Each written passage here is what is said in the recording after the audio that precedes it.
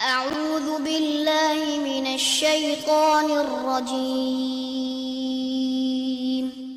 بسم الله الرحمن الرحيم الحمد للہ رب العالمین والصلاة والسلام علی نبینا محمد وعلی آلہ وصحبہ اجمعین اما بعد۔ آج ہم کتاب عمدۃ الاحکام کے ساتھ ہیں، اور یہ صحیح بخاری اور صحیح مسلم کی احادیث پہ مشتمل ایک عظیم الشان کتاب ہے۔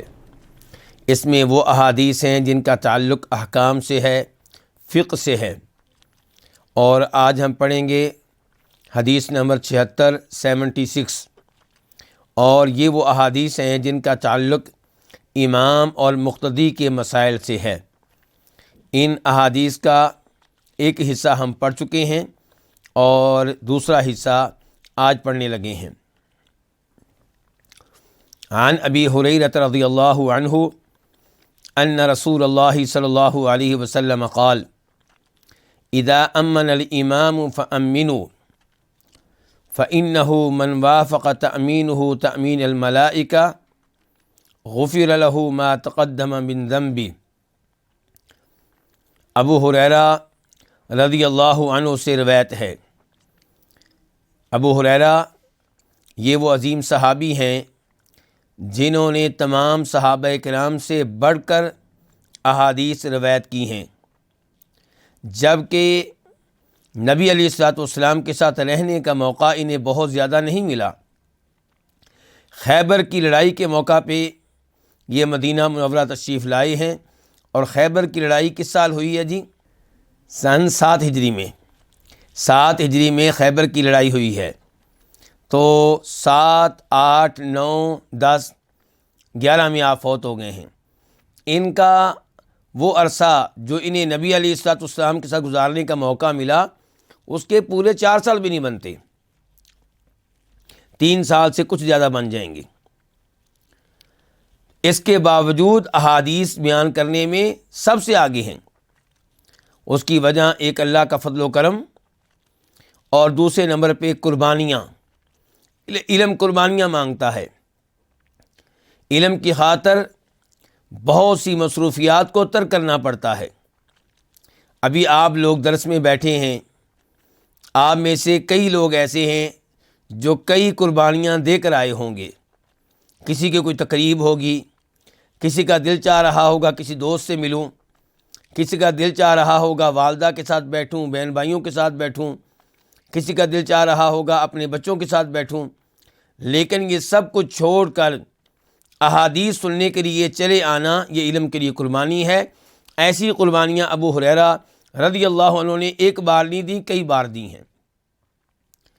کہتے ہیں کہ مہاجرین صحابہ کرام کاروبار میں مصروف رہتے، اور انصاری صحابہ کرام کھیتی باڑی میں، اور میرا ایک ہی مقصد تھا کہ نبی علیہ الصلوۃ والسلام کی ہر بات کو نوٹ کروں، یاد کروں، اور کوئی بھی آپ کی حدیث، آپ پہ نازل کی جانے والی کوئی وحی مجھ سے چھوٹنے نہ پائے۔ اس کے لیے بھوکیں برداشت کرتے، فاقے برداشت کرتے۔ تو یہ ہیں ابو ہریرہ رضی اللہ تعالی عنہ۔ ان رسول اللہ صلی اللہ علیہ وسلم قال، کہ بے شک رسول اللہ صلی اللہ علیہ وسلم نے فرمایا، اذا امن الامام فامنوا، جب امام آمین کہے تو تم بھی آمین کہو۔ فإنه من وافق تأمینه تأمین الملائکہ، کیونکہ جس کا آمین کہنا فرشتوں کے آمین کہنے کے موافق ہو گیا، اس کے وہ گناہ بخش دیے جائیں گے جو پہلے گزر چکے ہیں، جو پہلے ہو چکے ہیں۔ اس حدیث کو روایت کیا امام بخاری نے، صحیح بخاری میں اس کا نمبر ہے 780 اسے روایت کیا امام مسلم نے، اور مسلم شریف میں اس کا نمبر ہے 409 اور 410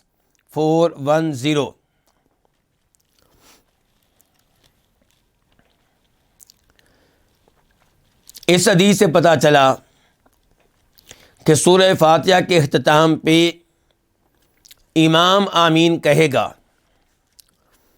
اور جب امام آمین کہے گا تو مقتدی بھی آمین کہیں گے۔ امام اور مقتدیوں کے آمین کہنے کا کیا حکم ہے؟ امام مالک ان سے اس بارے میں دو روایتیں ہیں۔ ایک روایت کے مطابق ان کا موقف یہ ہے کہ امام آمین نہیں کہے گا۔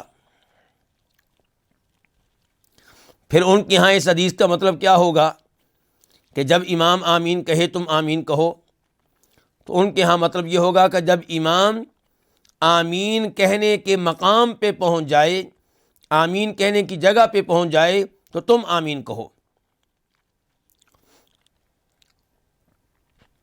کیا امام مالک کی یہ بات مانی جائے گی؟ نہیں۔ کیوں؟ کیونکہ یہ حدیث کی تعویل ہے۔ حدیث میں صاف صاف یہ ہے کہ جب امام آمین کہے، اس کا یہ معنی بیان کرنا کہ جب امام آمین کہنے کی جگہ پہ پہنچ جائے، یہ موقف حدیث کے ظاہر کے مطابق نہیں ہے، ظاہر کے خلاف ہے۔ دوسرا موقف ہے امام شافعی کا، امام احمد کا۔ یہ کہتے ہیں کہ آمین کہنا مستحب ہے، امام کے لیے بھی، مقتدی کے لیے بھی، اور تنہا نماز پڑھنے والے کے لیے بھی۔ دلیل ان کی وہ حدیث ہے جو اس وقت ہم پڑھ رہے ہیں، اور دیگر دلائل بھی موجود ہیں۔ تیسرا موقف ہے ظاہری حضرات کا۔ چال مسالک سے ہٹ کر ایک گروہ وہ ہے جن کو ظاہری کہا جاتا ہے، جو کہتے ہیں کہ ہم نے حدیث کے ظاہر کو لینا ہے، کوئی تعویل نہیں کرنی۔ تو ظاہری کہتے ہیں کہ ہر نماز پڑھنے والے پہ آمین کہنا واجب ہے۔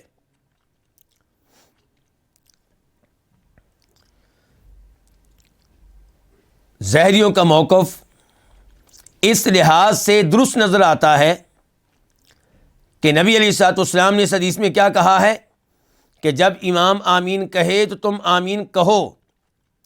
امام کو تو آپ نے اس حدیث میں آمین کہنے کا حکم نہیں دیا، لیکن مقتدیوں کو آپ حکم دے رہے ہیں۔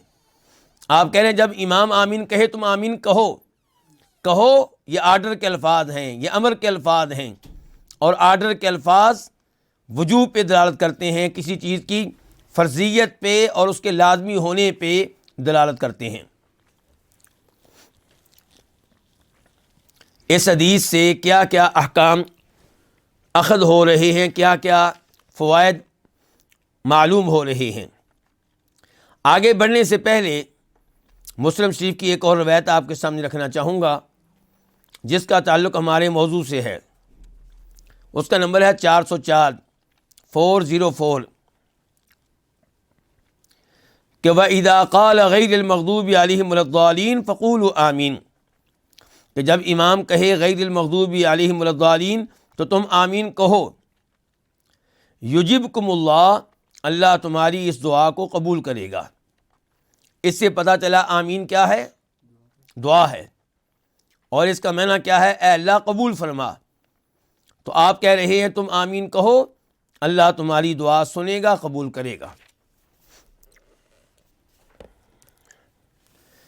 اس حدیث سے پہلا مسئلہ یہ معلوم ہوا کہ نماز میں سورہ فاتحہ کے بعد آمین کہنا یہ امام کے لیے بھی مستحب ہے، مقتدی کے لیے بھی مستحب ہے، اور اگر کوئی تنہا نماز پڑھ رہا ہے تو اس کے لیے بھی مستحب ہے۔ دوسرے نمبر پہ اس حدیث سے یہ مسئلہ معلوم ہوا کہ فرشتے نماز پڑھنے والوں کی دعا پہ آمین کہتے ہیں، اور اس بارے میں بخاری شریف کی ایک اور حدیث کو بھی ذہن میں رکھا جائے کہ آپ نے کہا اذا قال احدکم آمین، جب تم میں سے کوئی آمین کہے، وقالت الملائکۃ فی السماء آمین، اور آسمان کے فرشتے بھی آمین کہیں، فوافق احدہما الآخر، تو ان میں سے ایک دوسرے سے موافقت کر لے، تو غفر اللہ لہ ما تقدم من ذنبی، تو اللہ تعالیٰ اس کے گزشتہ گناہ معاف کر دیتے ہیں۔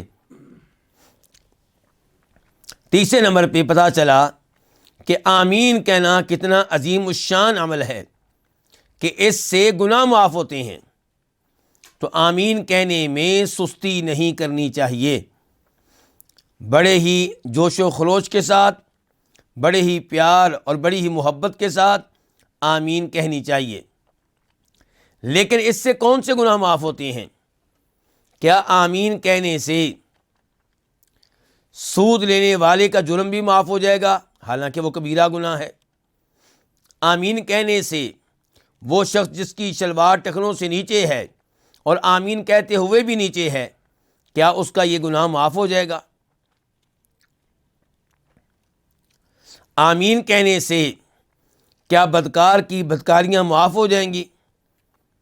تو جواب یہ ہے کہ ایسے اعمال سے صغیرہ گناہ معاف ہوتے ہیں، کبیرہ معاف نہیں ہوتے۔ کبیرہ تب معاف ہوں گے جب کبیرہ گناہ سے کیا کر لیں گے؟ توبہ کر لیں گے، اللہ سے وعدہ کر لیں گے کہ یا اللہ معاف کر دے، آئندہ میں یہ گناہ نہیں کروں گا، میں اس گناہ کے کرنے پہ شرمندہ ہوں۔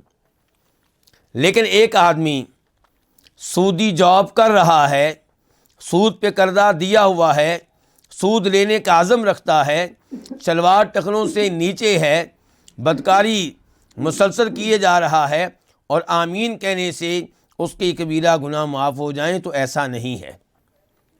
ہاں، توبہ کر لے، معافی مانگ لے، تو اللہ کی رحمت بڑی وسیع ہے، اللہ غفور الرحیم ہے۔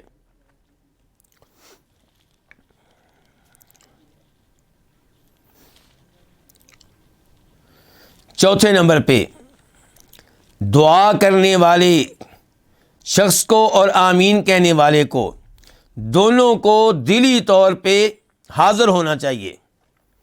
ایسا نہیں کہ غیر المغضوب علیہم ولا الضالین کے بعد آمین کہی گئی ہے اور آمین کہنے والے کو بھی نہیں پتا کہ میں کیا کہہ رہا ہوں، یہ نہیں پتا کہ میں اللہ سے درخواست کر رہا ہوں، اللہ سے التجا کر رہا ہوں، دھیان نماز میں نہیں ہے، دھیان آمین میں نہیں ہے، تو ایسی شکل میں دعا کے قبول ہونے کا امکان کم ہو جاتا ہے۔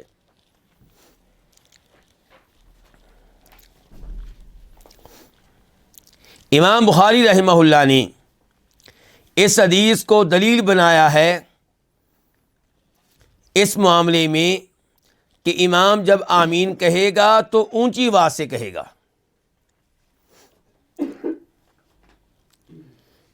کیوں جی؟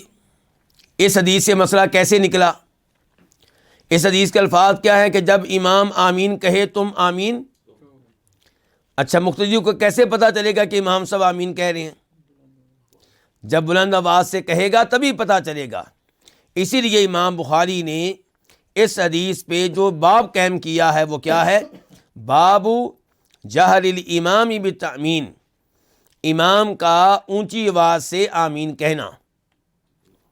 اور امام ابن ماجہ نے کیا باب قائم کیا اس حدیث پہ؟ باب الجہر بآمین، آمین کہتے ہوئے آواز کو اونچا رکھنا۔ اور جمہور کا یہی موقف ہے کہ امام صاحب جب آمین کہیں گے تو کس آواز سے کہیں گے؟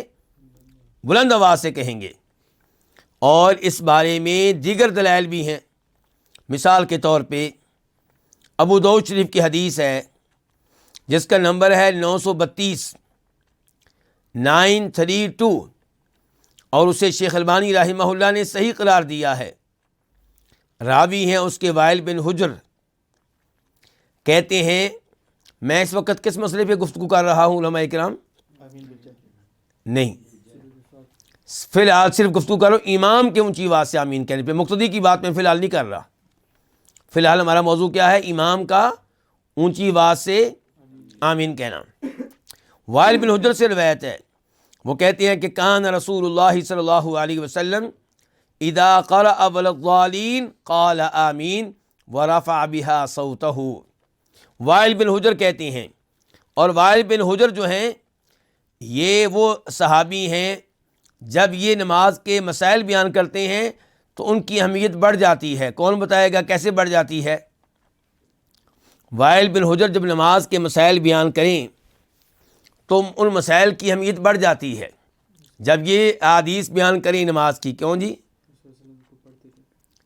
کیونکہ یہ نبی علیہ السلام کی زندگی کے آخری سالوں میں مسلمان ہوئے ہیں. تو جب یہ کہیں کہ نبی علیہ السلام رفع الیدین کیا کرتے تھے تو اس کا مطلب یہ ہے کہ یہ آپ کی زندگی کے آخری نمازی ہیں. جب یہ کہیں کہ میں نے آپ کے پیچھے نماز پڑھی اور آپ نے اونچی آواز سے آمین کہی تو اس کا مطلب یہ ہے کہ آپ نے آخری زندگی میں بھی یہی عمل کیا ہے. تو یہاں پہ کہہ رہے ہیں کان رسول اللہ صلی اللہ علیہ وسلم اذا قرأ وللضالین، کہ جب نبی علیہ السلام پڑھتے وللضالین قال آمین تو آپ آمین کہتے، ورفع بها صوتہ اور آمین کہتے ہوئے اپنی آواز کو بلند کیا کرتے تھے.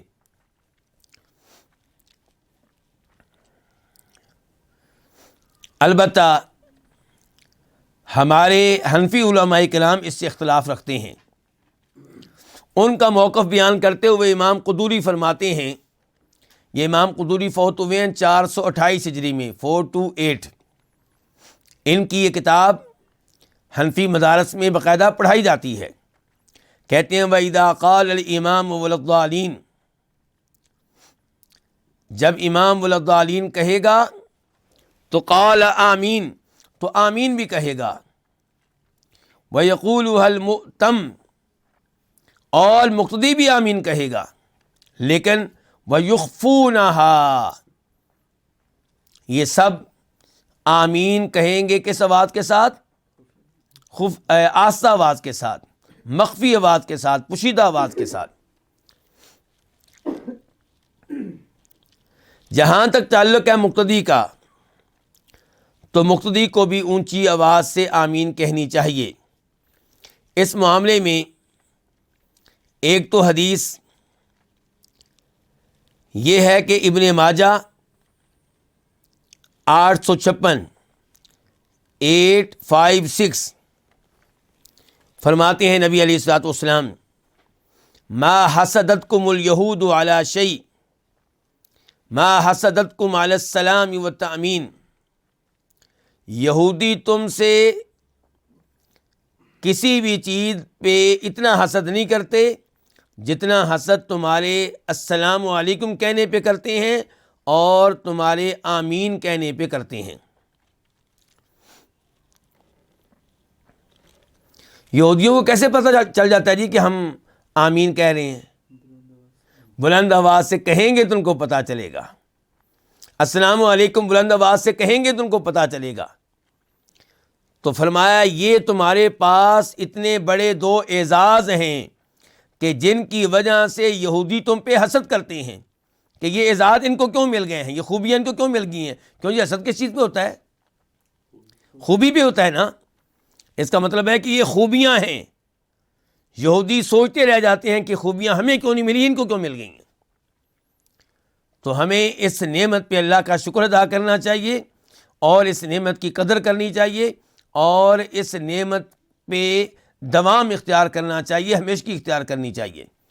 تو السلام علیکم مسلسل کہیں، بار بار کہیں، اور آمین نماز میں، مغرب کی نماز میں، عشاء کی نماز میں، فجر کی نماز میں، ان رکعات میں جن میں امام اونچی آواز سے پڑھتا ہے بلند آواز سے آمین کہیں. یہاں پہ امام بخاری رحمہ اللہ صحیح بخاری میں 780 نمبر حدیث سے پہلے 780 حدیث سے پہلے بیان کرتے ہیں کہ عبداللہ بن زبیر نے امن ابن الزبیر ومن وراءہ، کہ عبداللہ بن زبیر رضی اللہ عنہ صحابی ہیں، صحابی کے بیٹے ہیں، اور ابو بکر صدیق رضی اللہ عنہ کے کیا لگتے ہیں جی؟ نواسے. ابو بکر رضی اللہ عنہ کے کیا لگتے ہیں؟ نواسے. یہ عبداللہ بن زبیر، انہوں نے آمین کہی اور جو ان کے مقتدی تھے انہوں نے بھی آمین کہی. حتیٰ ان للمسجد للجہ، حتیٰ کہ ان کے آمین کہنے سے مسجد گونج پڑی، مسجد میں گونج پیدا ہو گئی. تو یہ ہے صحابہ کرام کا عمل کہ امام بھی اونچی آواز سے آمین کہہ رہا ہے اور مقتدی بھی اونچی آواز سے آمین کہہ رہے ہیں. اور یہاں پہ میں کچھ شیخ البانی رحمہ اللہ کی گفتگو آپ کے سامنے رکھنا چاہوں گا، ان کی مشہور و معروف کتاب سلسلۃ الاحادیث الصحیحہ سے، حدیث نمبر 464 کے نیچے 464۔ شیخ البانی رحمہ اللہ آپ جانتے ہیں کہ یہ مقلد نہیں ہیں۔ جب انہوں نے ہوش سنبھالی تو ان کے والد صاحب حنفی تھے اور ان کا بچپنا بھی بطور حنفی گزرا، والد صاحب سے بطور حنفی تعلیم لیتے رہے، لیکن جیسے جیسے قرآن و حدیث کا علم لیتے رہے ویسے ویسے تقلید کی پابندیوں سے آزاد ہوتے چلے گئے اور پھر حدیث کے بہت بڑے امام بنے۔ تو یہ حدیث لے کر آئے ہیں اپنی اس کتاب میں،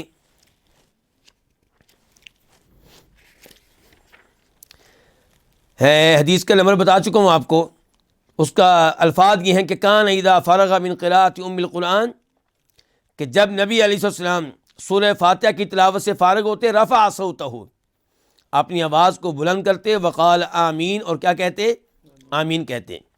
شیخ البانی نے یہ روایت لی ہے ابن حبان سے، امام دارقطنی سے، امام حاکم سے، بہقی سے، اور اس کے اوپر پھر بہت طویل گفتگو کی ہے۔ گفتگو کرنے کے بعد آخر میں کہتے ہیں وفی الحدیث مشروعیت رفع الامام صوتہ بالتأمین، اس حدیث سے پتہ چلا کہ امام آمین کہتے ہوئے اپنی آواز کو بلند کرے گا۔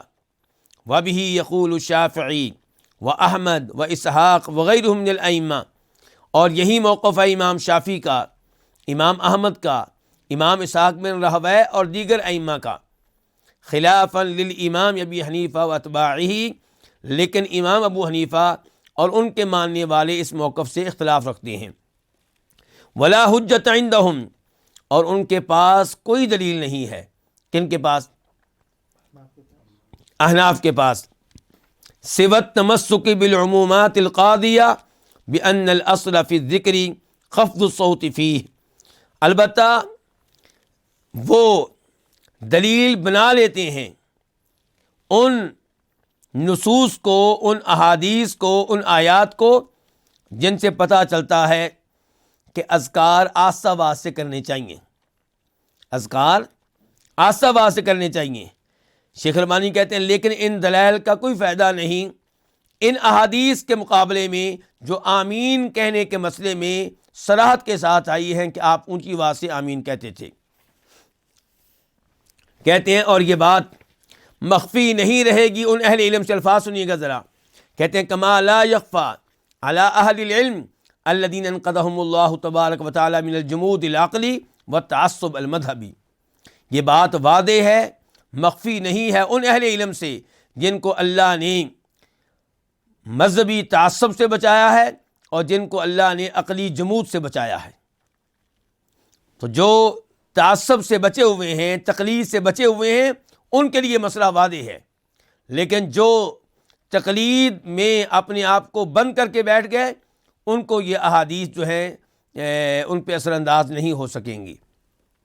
اس کے بعد کہتے ہیں وَأَمَّا جَهْرُ الْمُقْتَدِينَ بِالتَّأْمِينِ وَرَاءَ الْإِمَامِ، جہاں تک تعلق ہے مقتدیوں کے امام کے پیچھے اونچی آواز سے آمین کہنے کا، ذرا بات دھیان سے سنیے گا لیکن پوری آدھی نہیں۔ کہتے ہیں فَلَا نَعْلَمُ فِيهِ حَدِيثًا مَرْفُوعًا صَحِيحًا يَجِبُ الْمَصِيرُ إِلَيْهِ، اس بارے میں ہمیں کوئی مرفوع صحیح حدیث نہیں مل سکی جس کو لینا ضروری ہو، اس لیے ہم اس اصل پہ برقرار رہیں گے، اور وہ کیا ہے؟ وہ امام شافعی والا مذہب ہے کہ امام اونچی آواز سے آمین کہے گا، مقتدی اونچی آواز سے نہیں کہیں گے، اور یہی اعتدال والا مذہب ہے۔ پھر کہتے ہیں آگے چل کے کہ ثم وقفت على ما حملني على ترجیح جہل المؤتمین ایضا فی بحث اودعته فی الضعیفہ، کہتے ہیں کہ پھر مجھے ایسے دلائل ملے جن کی روشنی میں میں اب یہ کہتا ہوں کہ مقتدی بھی اونچی آواز سے آمین کہیں، اور یہ مسئلہ میں نے واضح کر دیا ہے اپنی دوسری کتاب الضعیفہ میں۔ کہتے ہیں یہی موقف ہے امام احمد کا اس روایت کے مطابق جو ان سے روایت کرتے ہیں ان کے بیٹے صالح، اور یہی مذہب ہے شافعی حضرات کا، جیسا کہ امام نووی کی کتاب المجموع میں بیان کیا گیا ہے۔ تو شیخ البانی رحمہ اللہ آپ دیکھ لیں کہ کیسے حق کے ساتھ گھومتے ہیں۔ جب ان کو یہ محسوس ہوا کہ مقتدی اونچی آواز سے آمین نہ کہیں، انہوں نے واضح طور پہ لکھا، کوئی پرواہ نہیں کی، لیکن جب آگے بڑے مزید دلائل کا جائزہ لیا تو پھر کہتے ہیں نہیں، راجح یہی ہے کہ مقتدی بھی اونچی آواز سے آمین کہیں گے۔ اب معلوم ہوا ہمیں کہ آمین اونچی آواز سے کہیں گے مقتدی بھی اور امام بھی۔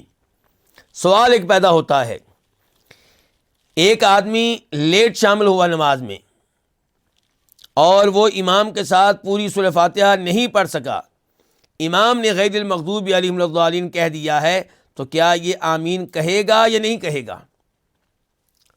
تو جواب یہ ہے کہ یہ آمین کہے گا امام کے ساتھ۔ کیوں؟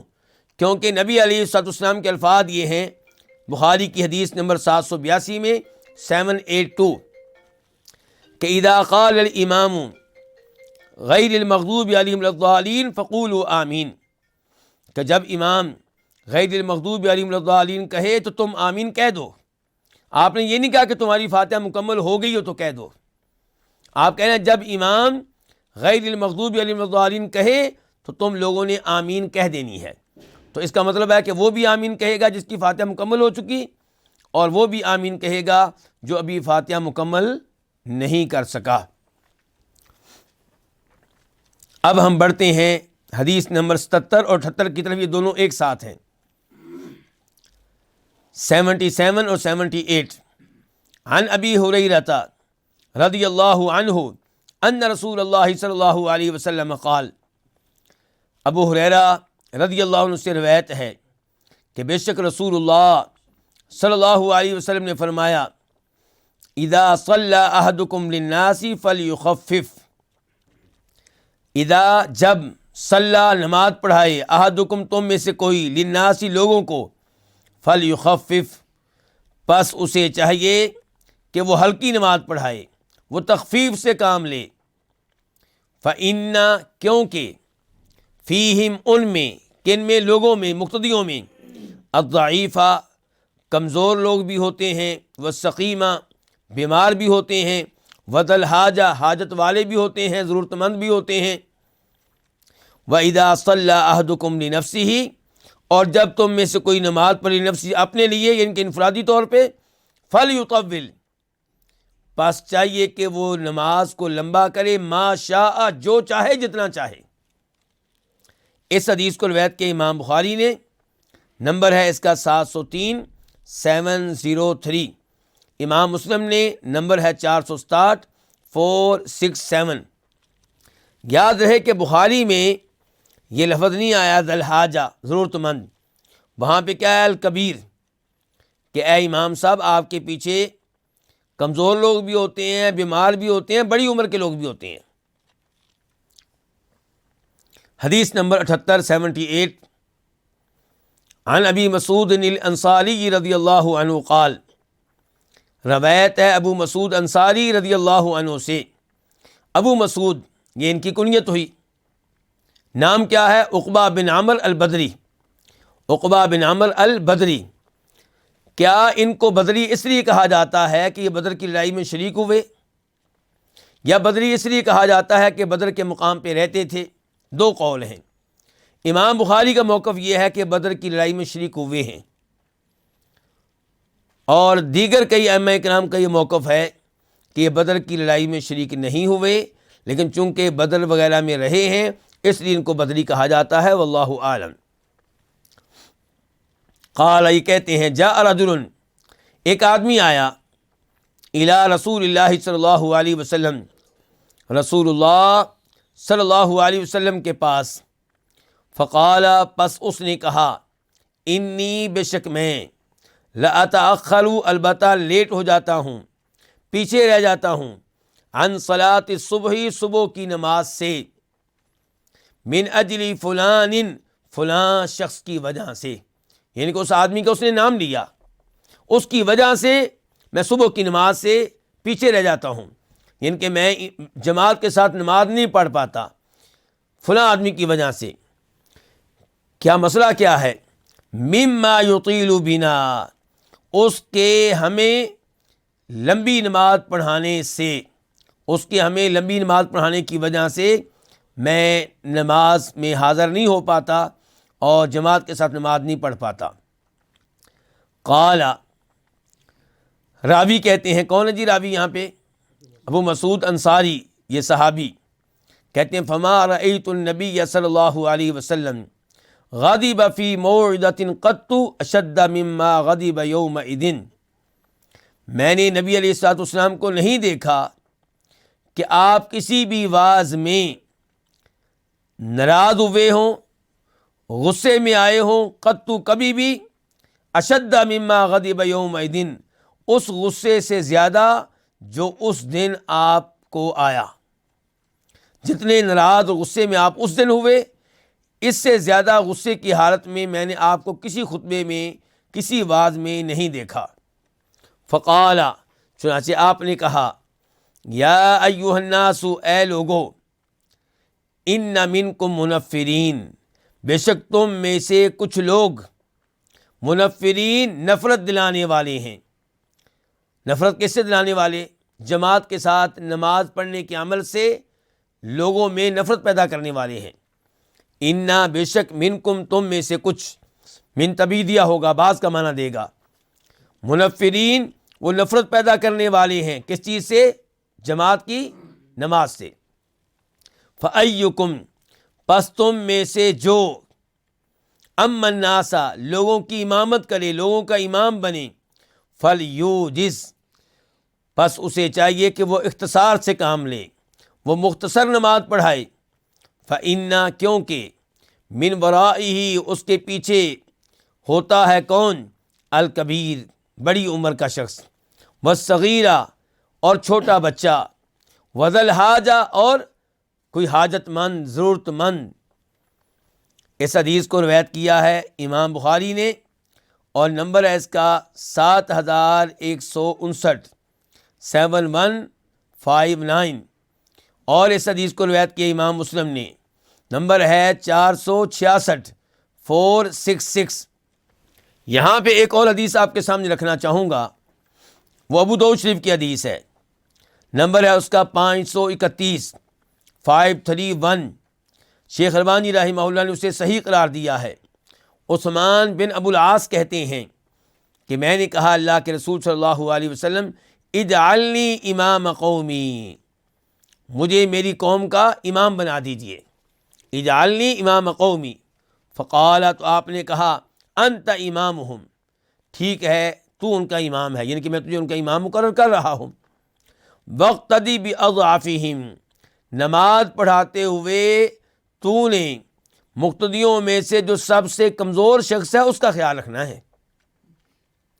نماز پڑھاتے ہوئے اس کا خیال رکھنا ہے جو نمازیوں میں سب سے کمزور شخص ہے۔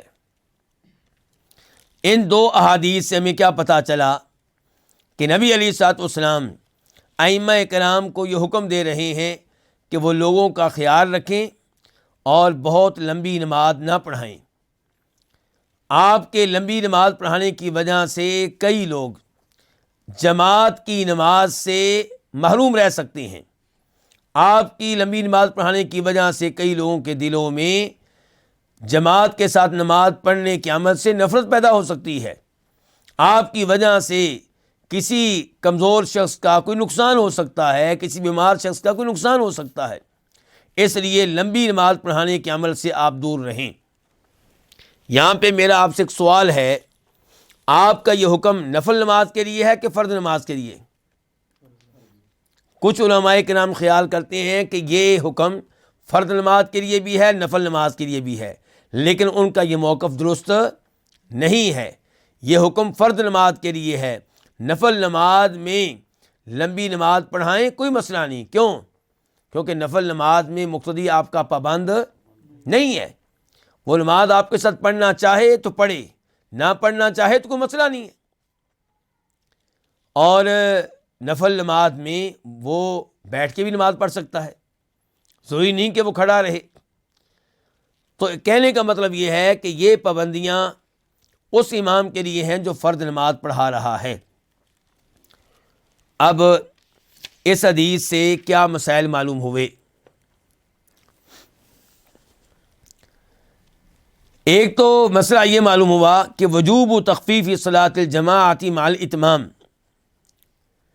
کہ فرض نماز جب آپ بطور امام پڑھا رہے ہیں تو آپ پہ واجب ہے کہ نماز کو ہلکا رکھیں، لیکن ہلکی نماز کتنی کو ہلکی ہو؟ کیوں جی نبی علیہ الصلوۃ والسلام نے کتنے منٹ مقرر کیے ہیں اس کام کے لیے؟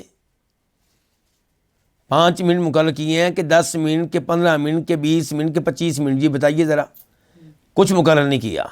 تو پتہ چلا کہ اس میں معیار کیا ہے؟ خود نبی علیہ الصلوۃ والسلام۔ آپ کی نمازوں کی طرف دیکھا جائے، امام ابن القیم رحمہ اللہ نے اپنی کتب میں اس موضوع پہ بڑی شاندار گفتگو کی ہے۔ فرماتے ہیں کہ نماز ہلکی ہونی چاہیے، لیکن اس میں معیار آپ نہیں ہیں، میں نہیں ہوں، معیار اس میں بھی نبی علیہ الصلوۃ والسلام ہیں کہ آپ جو لوگوں کو کہہ رہے ہیں نماز ہلکی پڑھاؤ، تو پھر آپ نے کیسی نمازیں پڑھائیں؟ آپ کی ہلکی نماز کتنی کو ہلکی ہوتی تھی؟ یہ دیکھنا ہوگا، وہاں سے پتہ چلے گا کہ ہلکی ہونے میں معیار کیا ہے۔ تو یہاں پہ ایک حدیث آپ کے سامنے رکھنا چاہوں گا، یہ مسلم شریف میں آئی ہے، نمبر ہے اس کا 469، 469، راوی ہے اس کے انس رضی اللہ تعالی عنہ، کہتے ہیں کہ ما صلیت وراء امام قط اخف صلاۃ ولا اتم صلاۃ من رسول اللہ صلی اللہ علیہ وسلم، میں نے نبی علیہ الصلوۃ والسلام کے پیچھے نمازیں پڑھی ہیں، اور آپ نماز میں کیسے تھے؟ ہلکی نماز پڑھاتے تھے، لیکن ہلکی وہ نماز جو کامل ہوتی تھی، جس میں نقص نہیں ہوتا تھا، جس میں کوئی کمی نہیں ہوتی تھی، ہلکی بھی ہے کامل بھی ہے۔ ہمارے ہاں ہلکی کیا ہوتی ہے؟ ہمارے اردو میں گفتگو کرنے والے جو لوگ ہیں، ان کے جو امام ہیں اور ان کے جو مقتدی ہیں، ان کی نمازیں آپ دیکھ لیں، یوں لگتا ہے کہ جیسے مقابلہ ہو کسی سے کہ کون جلدی نماز ختم کرے گا۔ نہ صحیح معنوں میں سجدہ، نہ صحیح معنوں میں رکوع، نہ رکوع کے بعد کھڑے ہوتے ہیں، نہ دو سجدوں کے درمیان بیٹھتے ہیں۔ جو شخص 2 سجدوں کے درمیان نہیں بیٹھتا، جو شخص رکوع کے بعد کھڑا نہیں ہوتا، اس کی تو نماز خطرے میں ہے۔ تو ہلکی نماز پڑھائیے مقتدیوں کو، لیکن ہلکی اتنی نہ ہو جائے کہ نماز باطل ہو جائے، نماز میں نقص آ جائے، نماز خطرے میں پڑ جائے۔ انس بن مالک کہہ رہے ہیں کہ آپ ہلکی نماز پڑھاتے تھے، لیکن پوری کامل نماز ہوتی تھی، یعنی کہ واجبات، فرائض اور ارکان، ان میں کمی نہیں ہوتی تھی۔ ہاں یہ ممکن ہے کہ آپ تلاوت کم کر لیں، یہ ممکن ہے کہ سجدہ بہت طویل نہ کریں، یہ ممکن ہے کہ رکوع بہت طویل نہ کریں، لیکن آپ 2 سجدوں کے درمیان نہ بیٹھیں، بھئی یہ رکن ہے، نماز نہیں ہوگی۔ آپ رکوع کے بعد صحیح معنوں میں کھڑے نہ ہوں، یہ رکن ہے، اس کے بغیر نماز نہیں ہوگی۔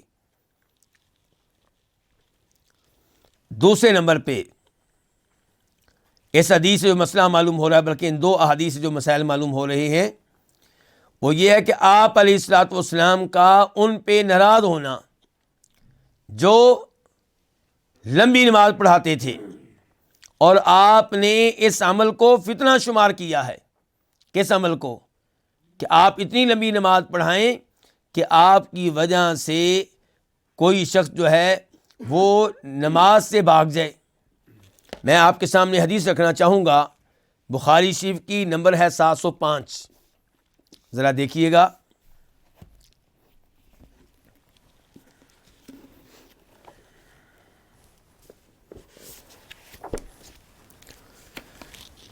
یہ راوی ہیں جابر بن عبداللہ الانصاری کہ ایک آدمی عشاء کی نماز میں حاضر ہوا اور اس کے پاس آب پاشی والے 2 اونٹ تھے، ان کے وہ اونٹ جن پہ وہ پانی پلاتا رہا، کس کو؟ اپنی زمین کو، اپنی فصل کو، اپنی کھیتی کو، ان کے کسان آدمی ہے، محنت مزدوری کر کے آیا ہے۔ فوافق معاذ یصلی، تو وہ آیا تو دیکھا کہ جناب معاذ نماز پڑھا رہے ہیں۔ کون سی نماز؟ عشاء کی۔ اور آپ کو یہ معلوم ہوگا کہ جناب معاذ کیا کیا کرتے تھے، عشاء کی نماز نبی علیہ الصلوۃ والسلام کے ساتھ مسجد نبوی میں پڑھتے اور پھر مسجد قباء میں آ کر یہی نماز لوگوں کو بطور امام پڑھاتے۔ تو جو نماز وہ پڑھتے تھے اللہ کے نبی علیہ الصلوۃ والسلام کے ساتھ، وہ ان کی نماز کہلاتی تھی کون سی؟ فرض نماز۔ اور جو مقتدیوں کو پڑھاتے تھے وہ ان کی کیا بنتی تھی؟ نفل نماز۔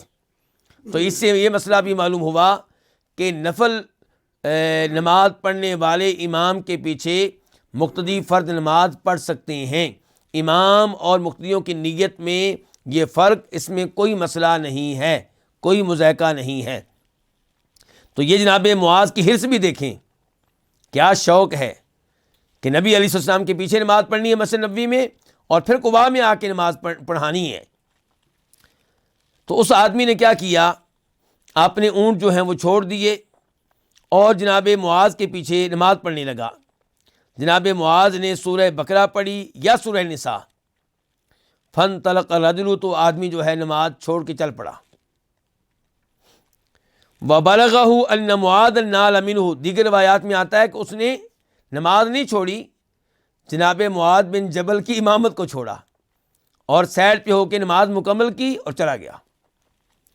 جب یہ بات معلوم ہوئی جناب معاذ کو، تو انہوں نے اس شخص کو برا بھلا کہا کہ دیکھیں بیچ میں نماز چھوڑ کے چلا گیا۔ تو وہ آدمی شکایت لے کر پہنچ گیا کس کے پاس؟ نبی علیہ الصلوۃ والسلام کے پاس، اور شکایت لگائی۔ تو نبی علیہ السلام نے جناب معاذ کو بلایا اور ان سے کہا، یا معاذ افتان انت، اے معاذ کیا آپ لوگوں کو فتنے میں ڈالنے والے ہیں؟ دیکھیں جناب معاذ بن جبل کتنے عظیم صحابی ہیں، ان کو آپ کہہ رہے ہیں۔ اور یہ وہ اللہ کے رسول ہیں جن کو زخمی کیا گیا، جن کے چہرے کو زخمی کیا گیا، پیشانی کو زخمی کیا گیا، دانتوں کو نقصان پہنچایا گیا، لیکن آپ اتنے ناراض نہیں ہوئے جتنے ناراض اس عمل پہ ہو رہے ہیں۔ یعنی کہ ذاتی تکلیفیں آپ برداشت کر لیا کرتے تھے، لیکن اسلام کو نقصان پہنچے، مسلمانوں کو نقصان پہنچے، یہ آپ برداشت نہیں کرتے تھے۔ تو 3 بار آپ نے کہا کہ اے معاذ کیا آپ فتنہ پیدا کرنے والے ہیں؟ فلولا صلیت بسبح اسم ربک والشمس وضحاها واللیل اذا یغشی، تو نے ان 3 صورتوں میں سے کوئی صورت کیوں نہ پڑھی عشاء کی نماز میں؟ سبح اسم ربک الاعلی پڑھ لیتے، والشمس وضحاها پڑھ لیتے، واللیل اذا یغشی پڑھ لیتے۔ فإنه يصلی وراءک، یاد رکھو کہ تمہارے پیچھے نماز پڑھنے والوں میں الکبیر، بڑی عمر کے لوگ بھی ہوتے ہیں، والضعیف، کمزور لوگ بھی ہوتے ہیں، وذو الحاجہ، اور ایسے لوگ بھی ہوتے ہیں جنہیں کوئی نہ کوئی کام ہوتا ہے، کوئی نہ کوئی مسئلہ ہوتا ہے۔ تو ان سب لوگوں کا خیال رکھنا ہے۔